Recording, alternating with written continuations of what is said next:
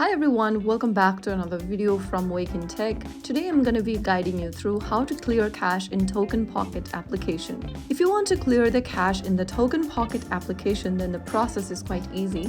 First of all, launch open TokenPocket on your mobile device and log into your account.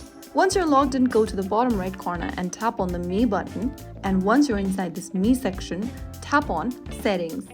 Under the Settings menu, scroll all the way down and look for the Clear Cache button and tap on it. Now go ahead and select this Local Images and Cache Data, and if you want to clear out the cookies, you can select the dApp website cookies. You can also clear out dApp images and JavaScript cache. Select any area you want to clear cache on and then click on the Clear Cache button at the bottom and click Confirm. So right after you do that, you will be able to clear cache in the TokenPocket application.